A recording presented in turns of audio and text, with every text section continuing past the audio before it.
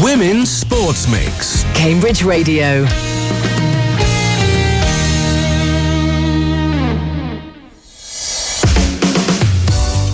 Hello, I'm Alex Elbro. And I'm Amy Gray. The A-Team. Welcome to the Women's Sports Mix Show, a fortnightly programme looking at local women's sports and promoting grassroots sporting opportunities for women and girls in the area. Coming up on tonight's show, we're catching up with Liz Pamplin, Assistant Manager at Histon Ladies. Have they kept their winning streak going? What do you think, Alex? I'm going to say maybe yes. We'll also look at results for the U's, Cambridge City and Fulbourn Bluebirds. No Kodiaks game since the last ep, but Kodiaks 2 were playing and it was a fast start for them in Milton Keynes. More on that later. I'm intrigued. I'm very excited too. And today we're focusing on rowing for women. And we talked to 3 members of the Champion of the Thames Rowing Club in Cambridge. And later we'll hear from Fabs Howell from Shelford Women's Rugby after another decisive win for them last weekend. You can get in touch with the show. We're on Instagram, women's_sportsmix. Give us a follow. You can DM us as well. And you can email wsm@cambridge.radio if you're involved in sports for women and girls in Cambridge and South Cambs and you'd like to tell us about it.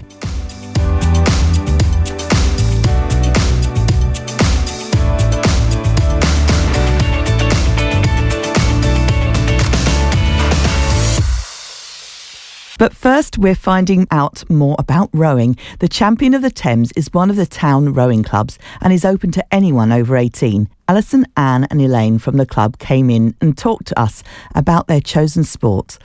I started by asking them to introduce themselves and how they got involved with the Champion of the Thames Rowing Club. Hello, I'm Alison and I was ladies captain from 22 to 24.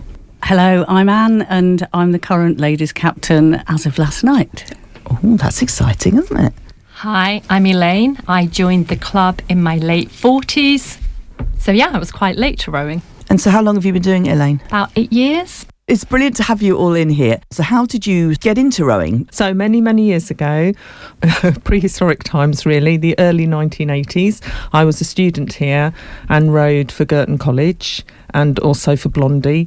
And at the time... Sorry, what's Blondie? Blondie is the second university crew. So it was wonderful at the time. A lot more women were coming to the colleges. And so the women's rowing was really taking off. And we didn't quite have the kudos of the men's race. So we rowed at Henley the week before the men's race, along with the lightweights. So it's a different experience. And then I moved away, got married, had children, had a career, and moved back to Cambridge in 2018, met somebody in 2019 who rowed for Champs, and I started to talk about rowing and they said, why don't you come back to it? And I live by the river, I'd seen it a lot, and the bug just gets you. So I started back again. Wow, that's and you brilliant. never forget how to row. It's like riding a bicycle. I'm not that good on a bicycle. You said that you rowed when you were at university here, then you moved away. Did you not row any time in between then? No time in between. You didn't have any all. urge to? No. Or just too busy? Well, I was busy. I had 3 boys in 4 years. That was quite enough. But no, because and I think at university I'd given a lot of time to rowing. I just wanted to turn away from it really. And yeah, didn't really do anything to keep fit, I have to say, other than run around after children. That's totally understandable. And this is, we hear this a lot, don't we? You don't have to have always done something. And then it can actually be a bit of a hurdle to come back to it. So it's interesting to hear that quite a few years in between, but you did come back to it. And how did it feel when you got back into it? And I guess you must have noticed health benefits, things like that? Yes, it was difficult. I will never forget the first time that I was back on the water, because over the years I'd done some fitness work, but I'd been to the gym every now and again and then given it up. And I got in the boat, and the boat bit was all right. We went up and down the river, and I literally fell out of the boat afterwards because I was so unfit. And actually one of Elaine's friends, Samantha, she was sat in front of me. I don't think she'll ever forget me falling out of the boat. Is this onto dry ground? Yes. Okay. Yes. Oh, you said like rolled out. Yes, literally. Yes, it's like, get out of the boat. And you're like, I can't. So I'm just kind of rolled out of the boat. So, yes. But then I gradually, decided this is what I wanted to do. So you train a little more and then a little more. And in the last year, 12 months, so that started. And then, of course, COVID came. And that had a big impact on rowing, especially at Champ, well, everywhere. All races were cancelled, you couldn't go out in boats, and then it came back with all sorts of restrictions. So it's taken a few years to get back to sort of a regular rowing pattern. But the last 12 months, I'm now back seriously doing this when I kind of said I wouldn't. But you just get that bug. That's wonderful, isn't it? Yeah, no. And what about yourself, Anne? How did you get involved in rowing? So, well, like Alison, at university, I was at what is now ARU. At the time, the rowing club was called CCAT, and it was one of those things you do in Freshers' Week, and I thought, well, I'll give that a go. I didn't know much about it. But yeah, I really enjoyed it. I did it for the 3 years that I was there. I became women's captain in the last year, and then obviously I left university, and at that point I didn't carry on. I went on to have my first daughter. And I remember then going to, it was an NCT coffee morning with my daughter, who was tiny, about 2 months old. And there was a group of women there who were talking about rowing, and I just said, oh, I used to row. And they said, well, come and join us then. And so that was Champion of the Thames. And it was fairly new at that point. There weren't many women. There was 1-8 we had at that stage. And I went down there, and it was a complete mix of women, all different abilities, and we were all kind of similar ages with the young babies, and it went from there really. And I think I then in 2002 I took over as the women's captain for 4 years, and the club, women's side of the club, grew quite a lot. I think we were up to about 5 women's 8s at that point. So it was going really well, and I've continued, like Alison, I've continued rowing most of the time. I've had the odd year off, but I've continued rowing. At the moment, I'm doing a bit more coaching than rowing. I'm subbing into boats. It's mainly time. It's just having the time. I can't fit both in, so... Yeah, so that was my story, really. Yeah, it just shows that everyone's story is different in that. And Elaine, how did you get into it? As you said yourself, that you didn't do it as a younger person, and you've got into it really relatively recently. Relatively recently compared to the other two, yes.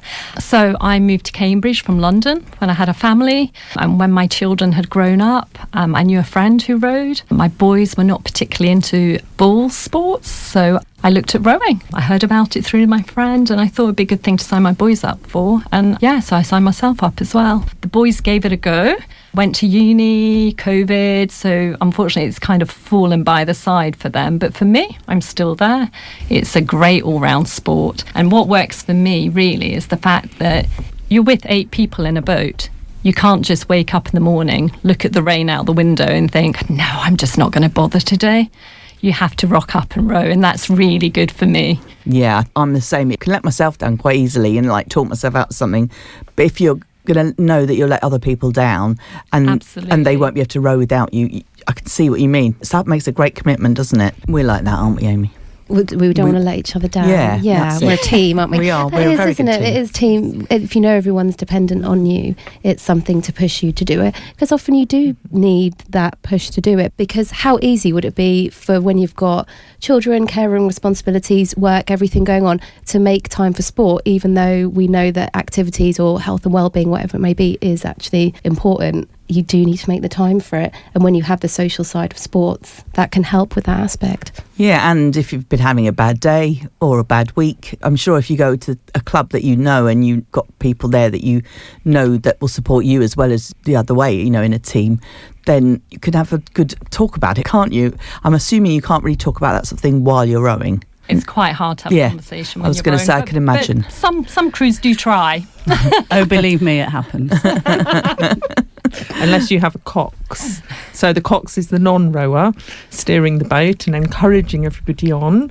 And yes, some of them can be quite strict. Oh yeah, but they're not chatting about what day you've had though, are they?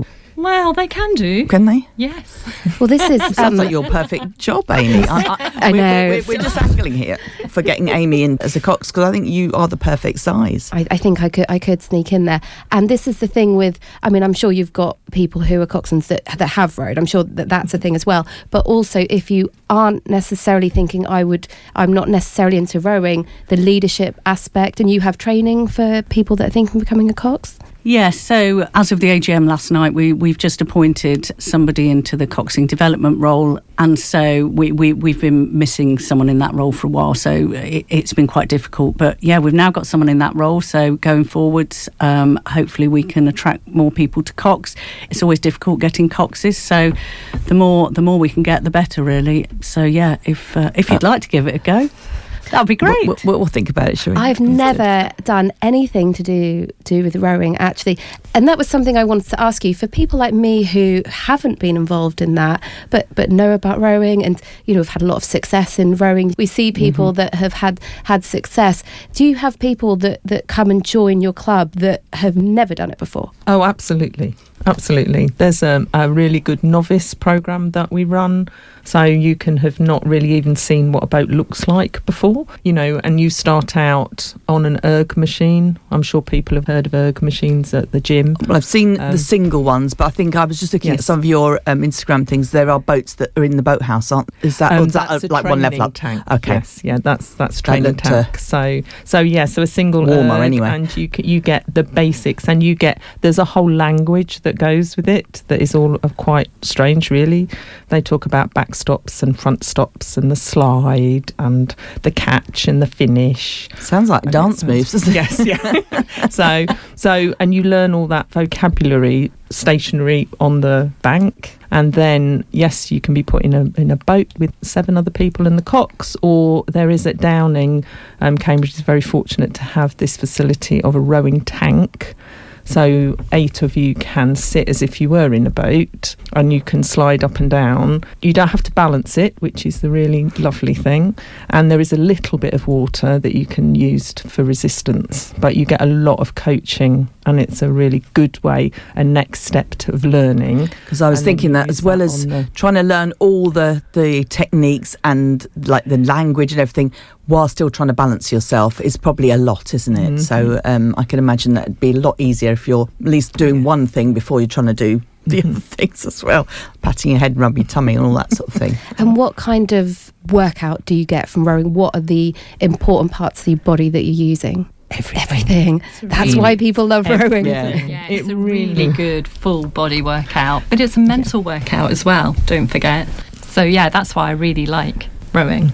Yeah, lots of people think it's to do with your arms and your upper body, but it's all in your legs. I've done it at the gym. I love the rowing machine at the gym, but your face, that's... I don't really enjoy the rowing machine. I like the rowing machine at the gym, but it is that you can, if you try and pull your arms, you're really not going to get anywhere, and you can feel it in your legs, and that's why I like it, because it's doing all the things, but I'm not also falling in the water at the same time, so that's also quite... And to be fair, when you're doing that in the gym, you are only yourself, so you can do what you like, whereas working in a team is a very different thing, so I'm sure that's all different.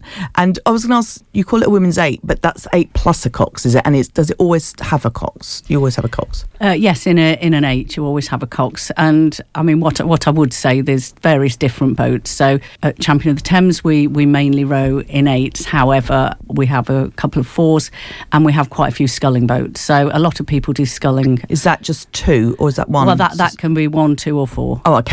Or actually 8, but we don't have one with 8. There is a variety of options for whatever you want to do, really. I mean, some people like to row on their own, so they would go in a single scull. But you wouldn't just rock up and do that, though, would you? You'd have to have... You'd have to learn how to do it. And also, obviously, they're quite unstable single sculls, so...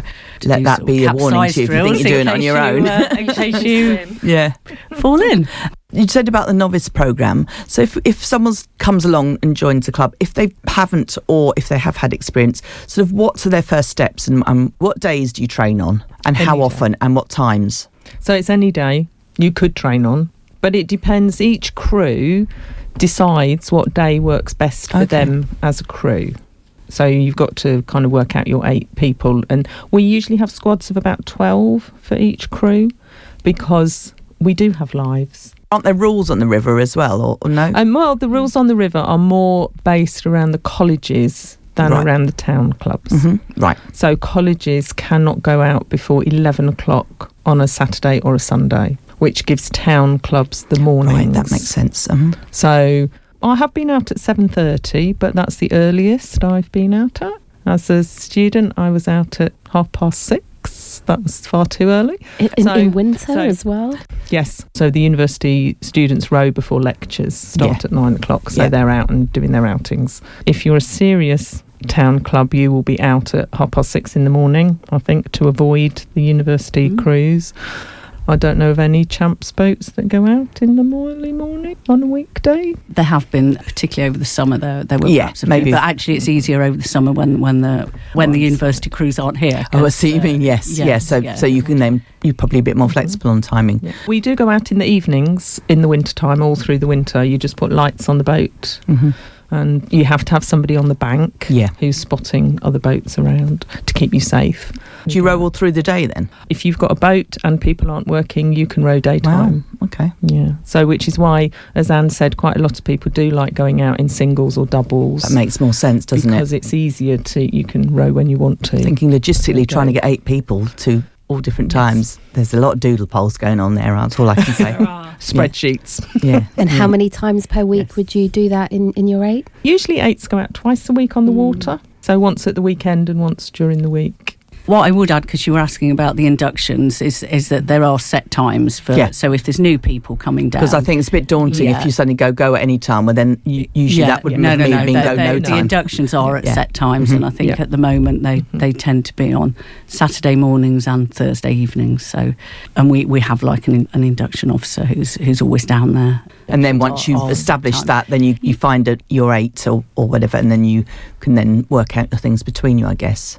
Yeah, it sounds well supported. If that's an environment that's new to them, maybe a team sport like this, you're there to support them. Oh, there's lots and lots of help around for sure. And you will probably, as a novice, begin to row in a boat that's got some more experienced rowers as well, which is really, really helpful. Yeah.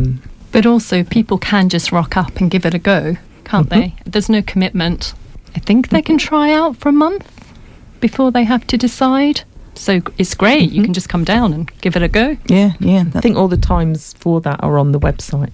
You talked about racing. There's certain times a year, or you're always training for different races, or how does that work? Well, we race throughout the year, so there's different kind of races. So during the year, so at the moment we're into the head race season, which is the longer races, and come spring it'll go back to the sprint races.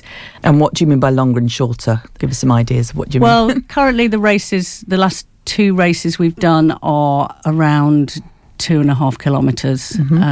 So they tend to go on, if you know the river, they go from the A14 bridge to near the Green Dragon Bridge. So it's the full length, pretty much the full length of that bit of river. And of course, Cambridge is unique that we have the bumping races. So the university has 2. They have one in the Lents, and then they have the Maze, which is actually in June. But as the town, we have the town bumps in July. It's usually around the 3rd week of July. People rave about the bumps, but I really don't understand what's going on. Is there a way you can do a brief thing? Because I feel like it just looks like bumper cars in rowing, which it probably is in effect. But it kind of is, because the river's just not wide enough to race side by side. So I'll let one of the more experienced rowers explain the. So whenever I've seen it, just people points grabbing of things bumps. off other like flags or whatever it is off the back of people's boats and crashing into them, So which sounds like my kind of sport, really. They start with 17 boats, start from past the A14 bridge, so down near Bates Bite Lock, all the way up. They start out a length and a half apart, so a boat and a half length between you and the next boat. They have these delightful cannons that go off, and they literally are mini cannons, which they have very close to the A14 bridge, if not underneath the A14 bridge, so they're very loud. Dramatic. Especially if you're very dramatic close sport. to them. So the guns go off at 4 minutes before the race, 1 minute before the race, and then to start the race. And then they pick up anyone that's jumped out of the boat and start again. And the cox has to hold on what they call a bung. So he has a little piece of wood on a chain that's attached to the bank. And at about 20 seconds, you start being pushed out into the river on a long pole. And the idea is that you push the boat as far forward as you can on this chain without the cox falling in the river. And that gets you a bit of an advantage. You're not looking so keen on being a cox. Is that me grabbing onto a piece of wood? And then the aim of the game is just to catch the boat in front of you. So to get... And how do you catch them? You hit them? You hit them. I mean, you don't have to actually hit. Isn't there a sort of due to safety? I feel like I'm doing a health and safety. I do feel like we should probably be responsible. I think if you can avoid hitting the boat, the better. So normally a cox will acknowledge early, so as so. No, Alison's hitting the boat. Well, Alison's very gleeful about it. But I guess the other thing to mention is, you can also get bumped. So which means somebody's caught you. So if you've been the caught boat, you've been bumped rather than you bump. Yeah, a bumpy, as it were. Yes. and then the next day you change places. So you both stop rowing. Oh, so and it's just between the two, though? Between the two, those two boats stop rowing, and then everybody else is still trying to catch everybody else down the river. Because they're all going along. Because they're all going along. So you might get caught, you might row 20 strokes, like just for 30 seconds and get caught. That's a bit annoying, isn't it? Yeah, or you might have to row all the way up the course, which is up to the Green Dragon, which is a very long way if somebody's chasing you quite closely, but you don't want to be caught. Yeah. But it is really exciting. Yeah. I've watched it. You should come and watch. I have watched it many times. Over the years, I've watched it many times.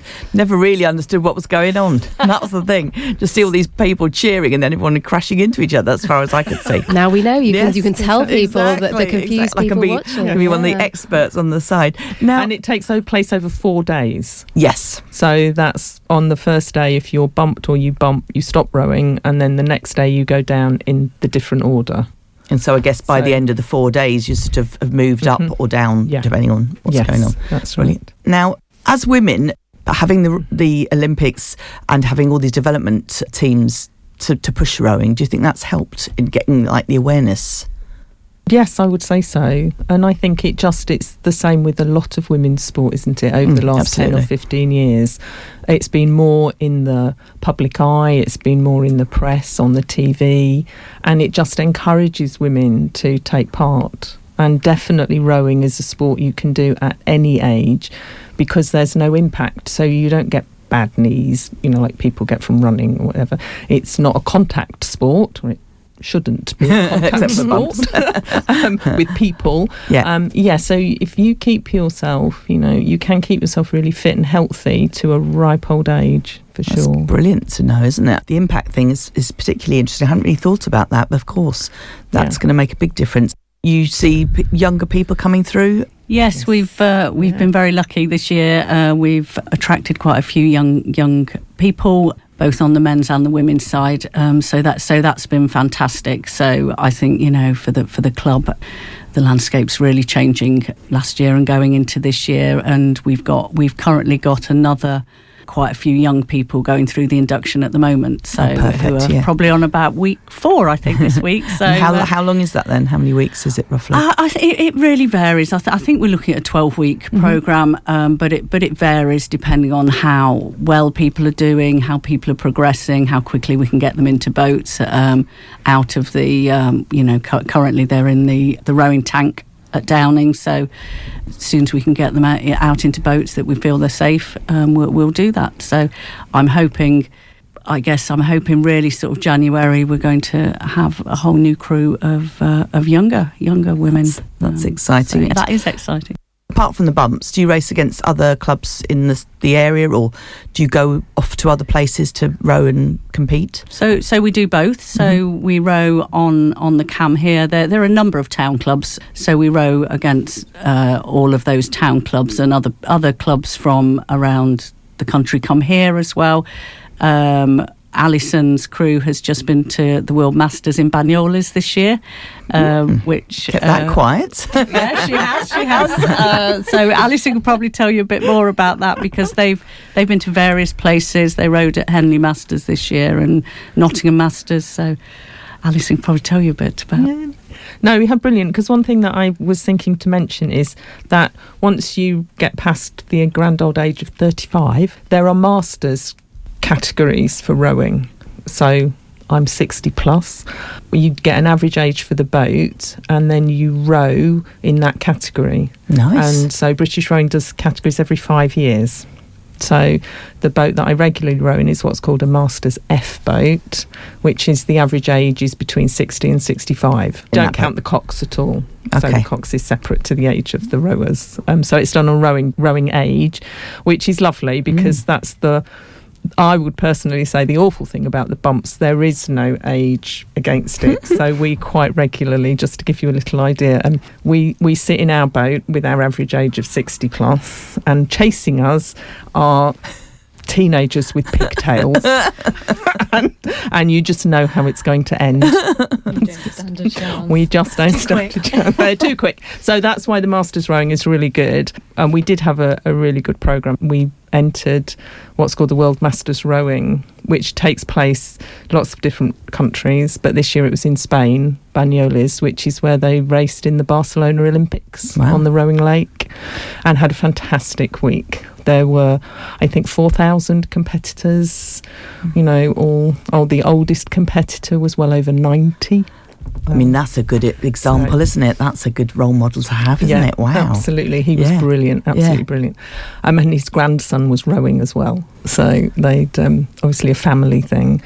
So yes, you can do it really as focused as you want to be, or if you just want to go out a couple of times a week and enjoy our beautiful River Cam and the herons and the swans everywhere. And don't get too distracted. Yes. So I'd be like that. yes, yeah. So there's lots of wonderful things. So I mean, that must be another one of the advantages for rowing as well, that you're on, like say, you're on the water and you're get all that fantastic scenery and fresh air and vitamin D and all those things. Absolutely. So I mean, I can't think of any disadvantage really, apart from a 6:30 start. But it sounds like you don't always do that anyway. So, and if anyone listening today would like to come along, is there a lower age limit? Yeah, we haven't currently got a junior programme, okay. so what's the youngest? To be over 18. Okay, that's good to know. And where do they get in touch? Our website gives all the details. So Champion of the Thames, if they just go on the website, and it'll give all the details of who to contact. And you have an Instagram as well, don't you? So yeah, there's an Instagram and Facebook. Well, thank you very much to all of you. I think you better get rowing. Get on the river. Still got time. Cambridge Radio Women's Sports Mix. You're listening to the Women's Sports Mix with Amy and Alex. We're going to take a look at some football results now. Cambridge United women, their last game was away at London Bees. There was a 3-1 loss, Alex. Goal for the U's from Zoe Wood on 49 minutes. So a bit disappointing for them. Their next game is a cup game against West Brom. That's away at West Brom on this weekend, so 23rd of November. And their next league game is against Norwich City. I feel like we've watched several of their games. We can't Norwich. go to that one, just in case. We better not. I feel like we jinx it. We're a bad luck charm when it comes to U's versus Norwich. They've got to do it all on their own. Yeah, sorry girls.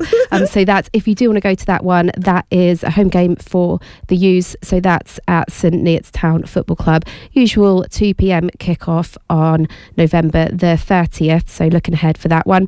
Let's look at Histon ladies now, and the Stutes continue their incredible run this season. I spoke to assistant manager Liz Pamplin about their 3-1 win over Rail Bedford Reserves. It was an unusual match for us because often we have lots of chances and don't always necessarily score all of them. But this match we were very clinical, so we managed to get ourselves ahead early from a corner that went in, and then we scored 2 very good goals in the rest of the first half. So we were kind of in command of the match by half time, although we'd cleared a couple off the line too. So it had been a really tough game, but we were really pleased that actually we'd scored some good goals early on, which put us in a good commanding position really into the second half. And a share of the spoils here. Molly Banks, Laura Leyland, Ella Marden, all netting. Tell me about these goals.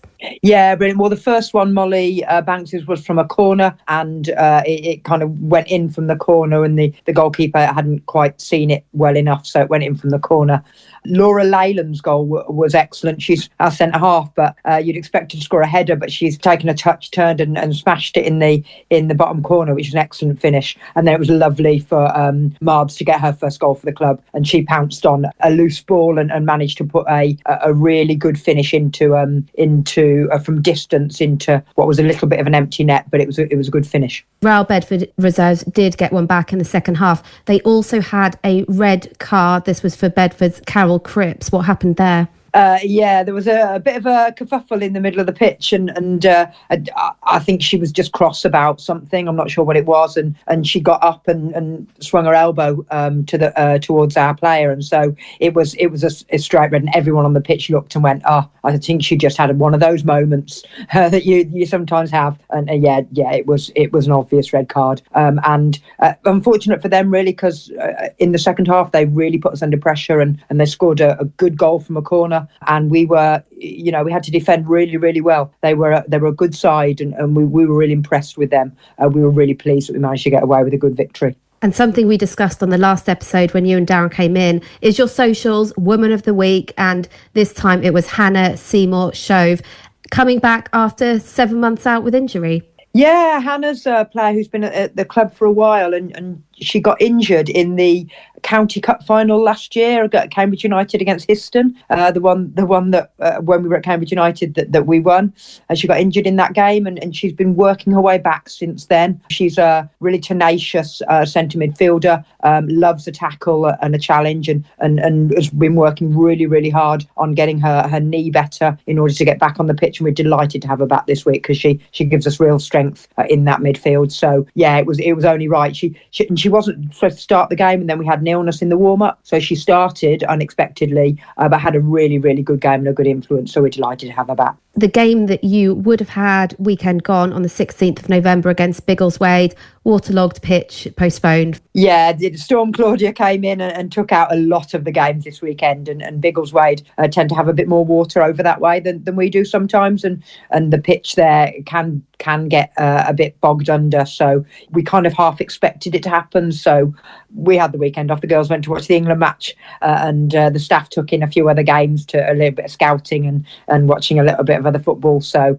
that was what we did on Sunday. Well, never time off for Histon ladies. Always something to be doing. Yeah, absolutely. And, there are other games on, and it's really good for us as staff to get in and watch other games with other players, and just because at some point, you're going to be playing these sides, it's worth knowing a little bit about them. And same sort of hangover from this wet weather. Mulbarton, who you would have been playing this weekend coming, they will actually be playing their postponed match from last week. So your game with Mulbarton's postponed as well. Yeah, it's one of those things that always happens at this time of year, and county cups come in, and then county cups take precedence. So if your game's called off the week before, then it rolls over to the following week. So it can cause sometimes the other clubs that they're playing to have weeks where all of a sudden games have to be moved and you can't rearrange. So yeah, we'll try and get ourselves a friendly, and so we can keep the girls ticking over on Sunday. So no league game on the 23rd. So we look ahead to November 30th when you play Dussindale and Helsden Rovers. This is the Eastern Region League Cup third round. It's a Norwich-based team, and they won your league in 23-24. They now play in the tier above. So what are you expecting from this one? Yeah, tough game. It's one of those where we're looking forward to it because it's a cup that, because it spans the whole Eastern region, it will have tier 6 sides like us, but tier 5 sides too. So it's a real test for us to see what it would look like if we can get ourselves into the next level. And they're a good side. They've got some players who perhaps used to play for Norwich and now play for them. And as we say, they got promoted from our league a couple of years ago, and they're having a really good season. I think they're third currently in the league above. So actually, yeah, we're looking forward to a tough game. But we need to test ourselves, and we'll be ready for it. We'll have our plans ready, and we'll do our very best. And and hope to cause a bit of a cup upset. Thank you very much to Liz Pamplin in that game against Dussindale and Helsden. It's a home game, so we can go to that one in Histon. It is a 1:30pm kickoff for that, and that's the Cup in the third round on November the 30th. Excellent. So Cambridge City now, they had a league play competition we've mentioned several times on here, because that was where Hughes had their deep run a couple of seasons back.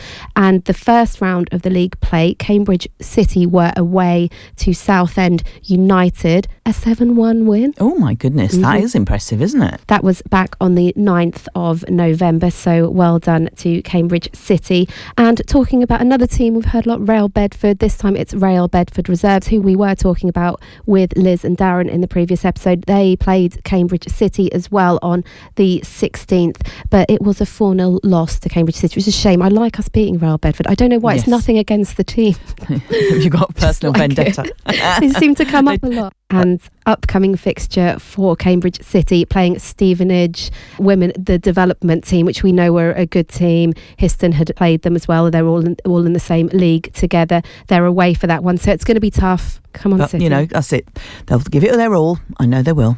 Yeah, if they could get anything from that would be great. Fulbourn Bluebirds also tough in this league for them. They had a league plate game against Brentwood Town Ladies. On their website, I happened to look on the Brentwood website, they call themselves Brentwood Town Women, because it does vary, doesn't it, Alex? But FA call them ladies. Yes. So Brentwood Town, whichever you'd prefer for those, they played them away, and that was a 9-0 loss for Fulbourn Bluebirds. Oh dear. Yep. But it's in the Cup, and I suppose, it's everyone always says this when you are really having to give everything to the league. Often as a supporter, you're like, sometimes the Cup runs you can aren't just let important. it go. Yeah. So let's focus on the league. And coming up for them, an away trip to Coney Heath on November the 23rd. They haven't played Coney Heath yet, and if we look at the table, Coney Heath are down at the bottom with them. I was going to ask where are they, because I don't think we've heard about them. No, maybe targeting, yeah. If you can get 3 points against a relegation rival,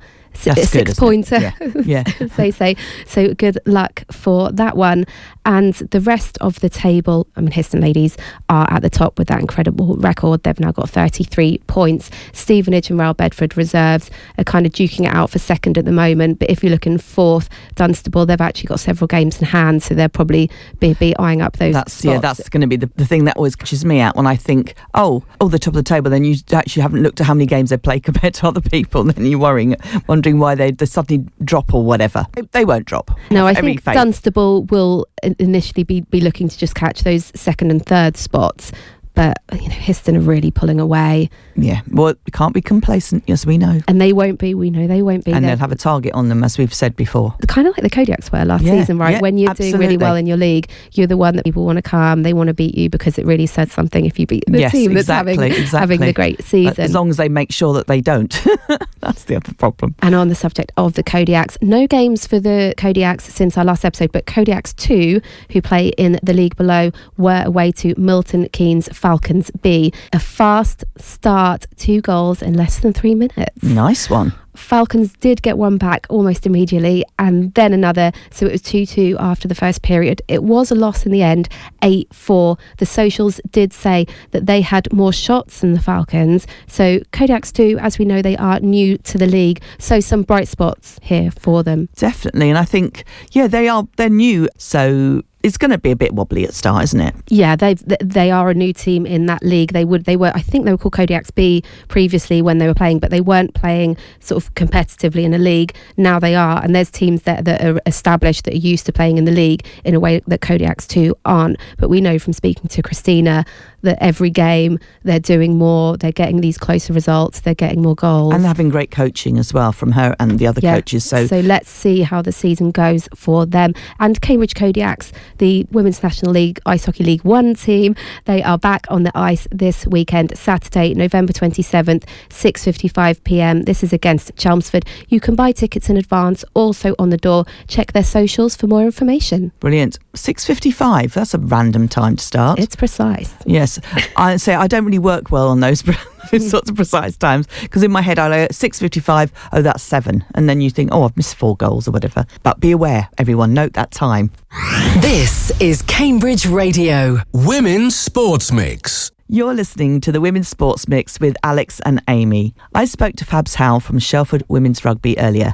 They had another great home win on Sunday the 9th of November against Sudbury Sapphires and sit at the top of the Championship 2 League. But first I asked about the cancelled cup game they were due to play last time we spoke. Yeah, so unfortunately the opposition pulled out a couple of days before that. So not all bad news, like it's a bit sad not to get the game of rugby on, but we got a bye, so we're through to the next round. I think we'll be playing Peterborough in a couple of weeks for, well, will be then our first round of the cup. Yeah, except they'll have already played one round, I guess, will they? No, I think they also got a bye. So, oh, how funny. Yes, so both oppositions pulled out. So, that'll be both of us coming in for our first cup game. At least that's evenly matched in that sense, isn't it? Yeah. Now, the next game, though, you've had was a couple of weeks ago on the 9th of November, a Sunday, and that went really well, didn't it? Yeah, so we played Sudbury and got a good result. I think the final score was 40-26 to us. They're a very young, speedy team. They came up last year into our league and they beat us once at home and then we beat them when we went away to them. So we kind of wanted to make sure that we started right this year. Yeah, got a really good win. They're probably one of the better teams that we've come up against. As I said, they're very fast. I was pretty blowing, having to chase all these young people around the pitch. But yeah, they put up a good fight, but was glad that we came out on top eventually. Yeah, so I was reading the match report. 40-26 sounds like a great high score, but the 26 means that they have got quite a lot going for them. So you had to fight for that, didn't you? Yeah. And their last try was in like the last play of the game. They've got some really talented wingers who just kind of carve around. So they kept it the whole way through and it was a really good game. Excellent. That's your 4th win in 4 games. That's pretty good, isn't it? And you're top of the league now. Yeah, so we are sitting at the top of the league. I think we have played more games than some others have. So we've accumulated more points. But yes, we got a good bonus point win against Sudbury. We got our 4 tries. So we're sitting up there. Hopefully we'll stay up there. And you were talking before about the bonus tries don't seem quite as important now, but as the league goes on, they will really kick in, won't they? And then, you want to gain as many of those as possible early on. Yeah, so you get bonus points if you win with 4 tries or if you lose within 7 points. And, when we get to, we've seen it a couple of times, when you get to the last couple of rounds, they really do mean a lot of difference to standings at the end. Yeah. And you had a really good crowd that day as well. It was Remembrance Sunday, wasn't it? It sounded like there was a really good crowd, which is always going to help. And it's great to see so many people turn out at Shelford. Yeah, no, it's fantastic. I think one of the benefits of playing on a Sunday is that we were really lucky. Some of our players coached the under-12 Shelford girls and they stuck around and they did, after their training in the morning, and they did like a little guard of honour onto the pitch and were ball girls for us. So it was really nice to have them and a few other people who stuck around after being there in the morning. And Sudbury also brought lots of supporters down. So yeah, it was good to play in front of a few people. Yeah, definitely. And a lot of your games coming up are away, aren't they? Yeah, we've got a real mixture. So we're away to Cannock this week, which is quite a way away.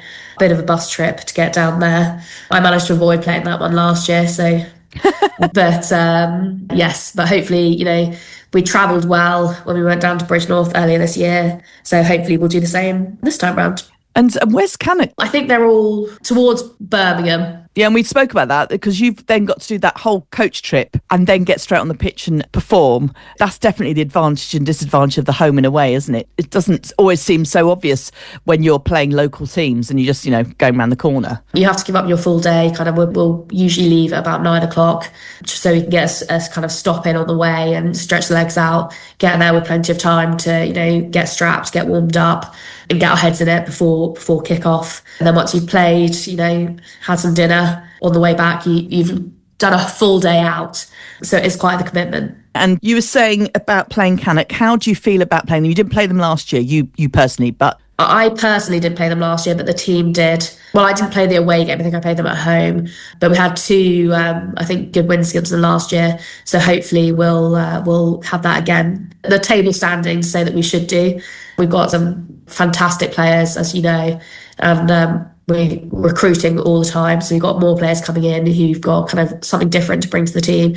So it's very exciting. Yeah, I was going to ask you about that because you've said you've had new players and it's allowing you all to sort of change your game up a little bit, to see how they play and adapt accordingly. Yeah, absolutely. And I think so we had an influx of some Fijian players earlier in the year, and although they're currently all away doing different things, it's had an impact on our game. So even when they're not playing, we've kind of learned from them, and we're still putting that kind of stuff into place. I know we're coming up. We've got quite a few girls who play a fair bit of sevens. So there's a few girls looking to go to Dubai sevens in a couple of weeks.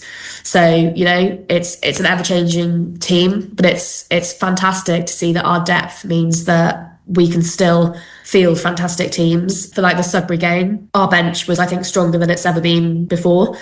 So you have that, for me, like I've got that lovely position of the fact that I can throw everything at it for, 50, 60 minutes.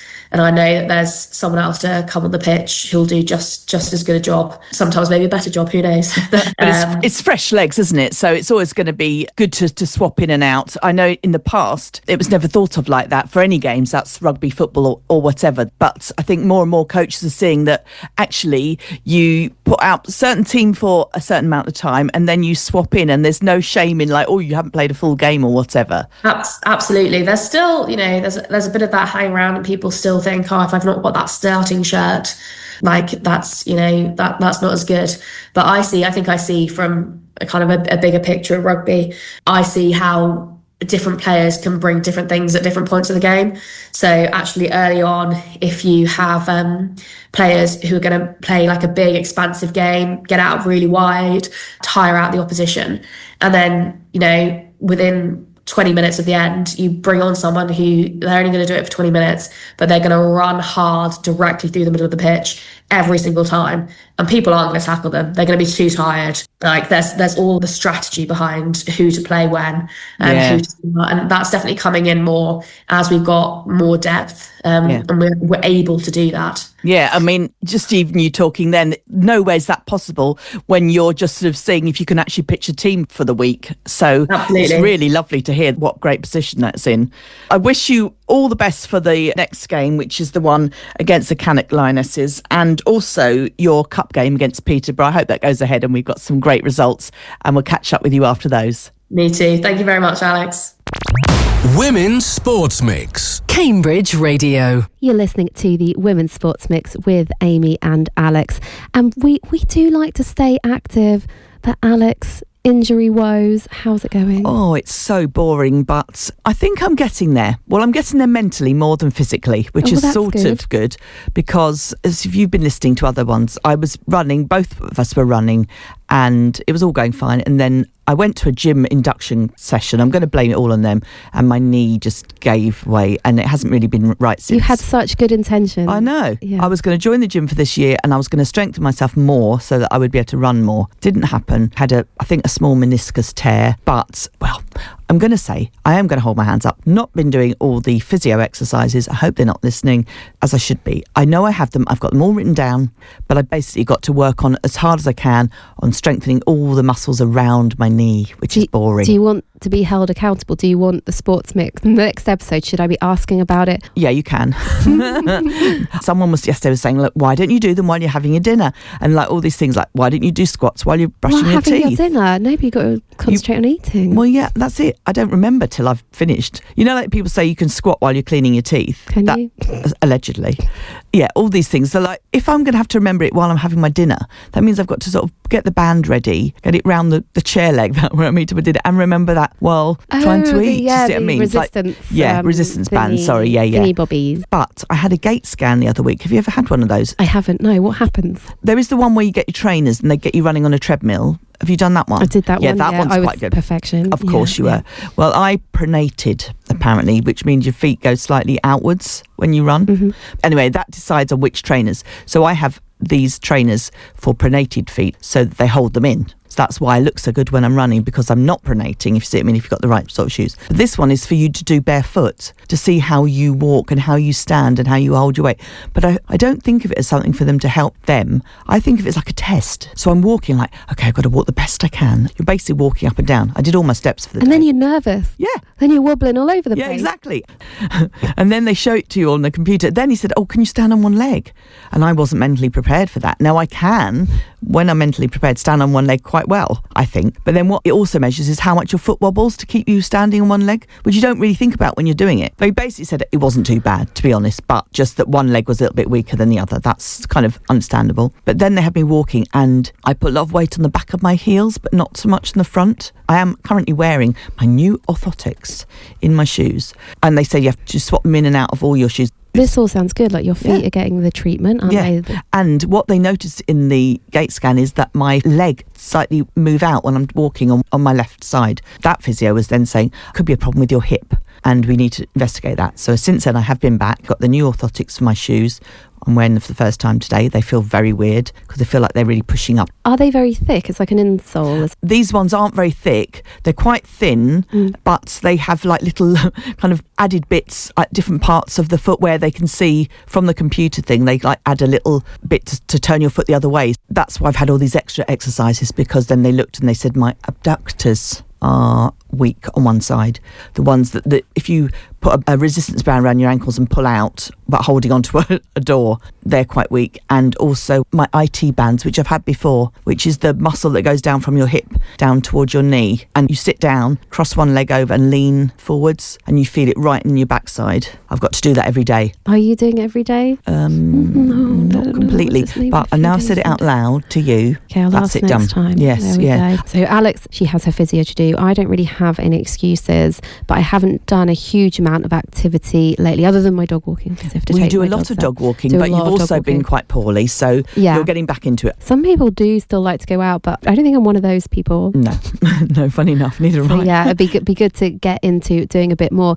And we have like a list of things that we're hoping to talk about on the show, and this is hilarious. Alex Elbro has written something with a little question mark after it. Pumpkin pie? Yeah, because I saw on your Instagram a very nice looking pumpkin pie that you had made, and I did message you, didn't I? I said, is this to do with watching American sport? Because I know that you like American sport, which we haven't even covered. Maybe one day we need to. Maybe one day we'll get in a team, American football women's team here. There's one in, I think, Peterborough. Yes, because I noticed that there's one of the American football teams is using Shelford as its... you shared that with me. I think that's the Cats. Yes. Is it? I want to say. I think so. The men's team are going to Shelford. So maybe for the new year we should look at that, because you know all about that and you can teach me all about it as well. I do like my American football, and yes, I had made the pumpkin pie and was eating it while watching it. American football, but it's very funny that Alex was all over that. You know, well, we do like our snacks when we go to watch sport, so I was pleased to see that you'd made something specially to have while being at home. You might not have thought a sports show is going to be talking about snacks, but that's us. Yeah, so. And if you want to message us, we'd love to hear what sort of things that you either take to matches or you eat beforehand. I think it's probably time for us to say goodbye. Yes, and the next episode is in fortnight's time, so that's December the 4th, and we will be finding out, and we've been wanting to do this for a while, be finding out about korfball, Alex. Yes, I know. We've managed to track them down because they're very, very busy, but very excited that we'll be talking to them. And you can listen to all of our programmes on demand if you don't catch it when it's live on Cambridge Radio. We are on all the usual podcast platforms. We're on YouTube as well, which tends to be quite popular for listening to the show. And if you do want to follow us on Instagram, women's_sportsmix, and you can always email us, wsm@cambridge.radio. Thank you for listening. Bye.